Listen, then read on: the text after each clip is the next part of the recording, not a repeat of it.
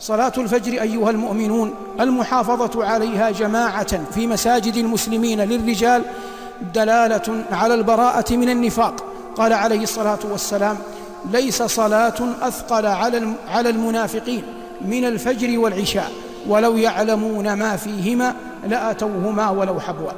صلاة الفجر مع أخواتها مما يؤدى في الظلمة يكسب المؤمن نورا تاما في عرصات يوم القيامة، يوم ما يكون المؤمن أحوج ما يكون إلى النور. قال عليه الصلاة والسلام: بشر المشائين في الظلم بالنور التام يوم القيامة. أيها المؤمنون، يقول نبيكم صلى الله عليه وسلم: من صلى الفجر فهو في ذمة الله، فلا يطلبنكم الله بشيء من ذمته. إن أعظم ما يقف به المؤمن على هدي محمد صلى الله عليه وسلم أن يعلم أن النبي عليه الصلاة والسلام مات وهو محافظا على هذه الصلاة وغيرها أعظم حفظ، حتى إنه قال في السنة القبلية التي قبلها: ركعتا الفجر خير من الدنيا وما فيها.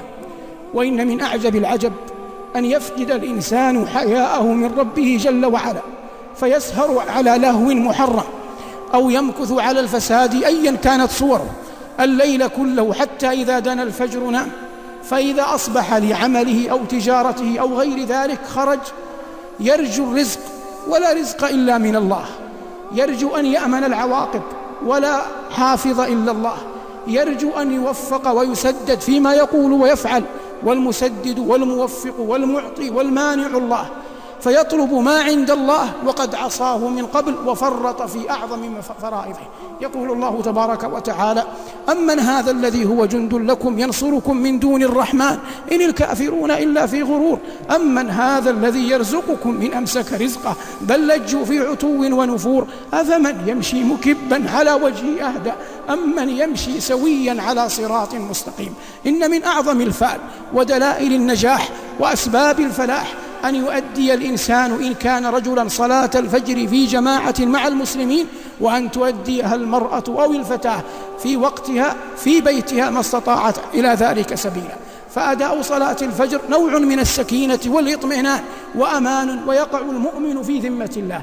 وليس المراد أن يكون المؤمن في ذمة الله أنه لا يصيبه أذى، هذا لا يمكن أن يثبت لا عقلا ولا نقلا، فإن النبي عليه الصلاة والسلام صلى الفجر يوم أحد ومع ذلك كسرت رباعيته وشج رأسه وأدمي عليه الصلاة والسلام. ولكن المقصود أن الإنسان إذا بقي يبقى على خير وعافية، وإن قبض يقبض وقد كان في ذمة رب العالمين جل جلاله، والله تبارك وتعالى خير الحافظين. فكل سبب أدى إلى المحافظة عليها يجب أن يشرع المؤمن ويسعى إليه، وكل سبب أعاق عنها أو حرم منها أو منع إياها فيجب على المؤمن أن ينأى بنفسه عنه ويتجنبه، لأنه لا جمع بين الاثنين، لا يمكن أن يتم الأمران سويا. الله تبارك وتعالى خلق الناس منكم مؤمن ومنكم كافر، وبين لعباده النجدين، وأداء صلاة الفجر جماعة من أعظم أسباب التوفيق.